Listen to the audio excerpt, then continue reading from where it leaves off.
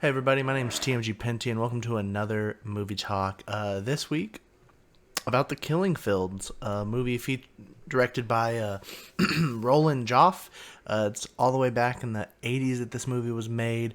I had this recommended to me by another friend, Sleeve. He has a YouTube channel, which I'll link below since he recommended this. I'll recommend his movie podcast to his channel there because he does love movies. And I just asked him, tell me what a good movie is. I don't really care about it. This movie does feature Sam Waterston and Hung S. Noor. They feature the two main protagonists, Sydney and Phenom. I can't say his name perfectly, but the movie does go over these two journalists who meet up. One being from, if I'm correct, it's the New York Times. The other one being a journalist from Cambodia. They meet up. He becomes his translator as they start to go through the movie. As a bomb essentially has hit an area, they get to that area covering all the horrible atrocities that's happened with America's involvement in this war. From there, some more as America starts to pull out, that's where the main thrust of the movie starts to take place, is the drama that happens after they make their decisions on whether or not they're going to go back with America or if they're going to stay in Cambodia, and the experiences that Sydney and Phenom have with their group of friends that feature a few more people. I'll make sure to throw up a photo in the video of them all together. And this movie is fantastically intense. It is a little gruesome in the sense that it uses, I think it's tastefully done. It's not like a gore movie or like a Saw where they're trying to get some squeamish looks out of you. They're just trying to show you how horrible this civil war was on Cambodia and what it did to the country, while showing you a very, very, very character-driven movie between Sam Waterston, Sydney, and Phnom. Phnom Penh the actor who plays Phnom Penh does a fantastic job. It is a movie based off these real people. This the movie, it has a look that I really like because it's such an older filmed movie, and I guess I really like how older 80s movies look, just how they had to film it back in the day. Obviously it doesn't look as good as it actually could, but it's a really nice.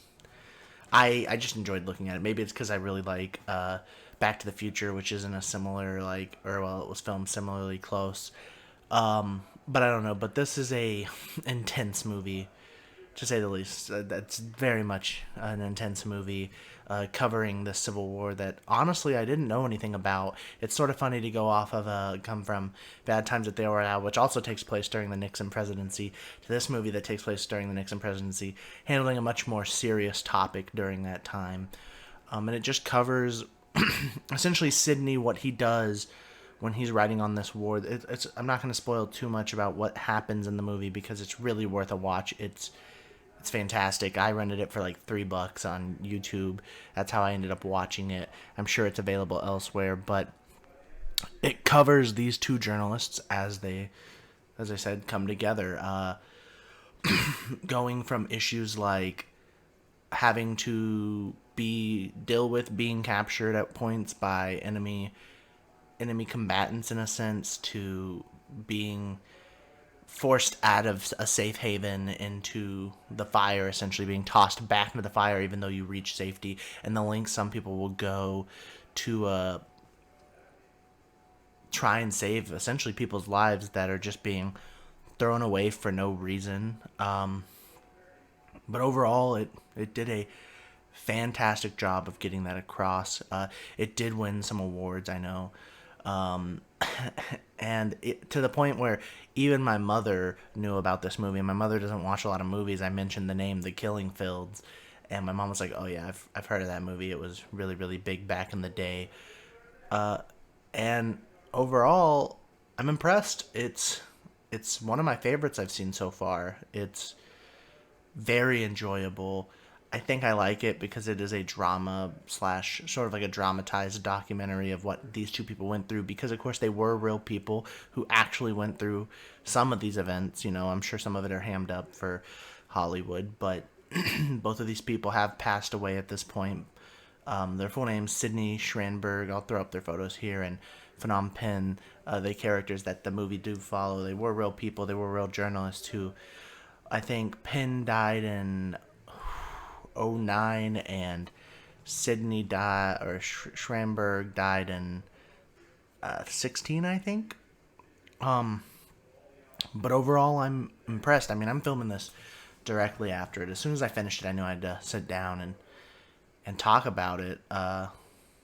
But it's a journey. It's a heck of a trip, and I have to say, this movie gives you no time to like develop and know the characters. They're going as soon as Sydney lands in Cambodia. He wants to get to the main part of the action. He seems as they make him out to be a very very motivated, maybe overly motivated at times, reporter in the fact, and he shows it. To be honest, he really shows it, at least in the movie.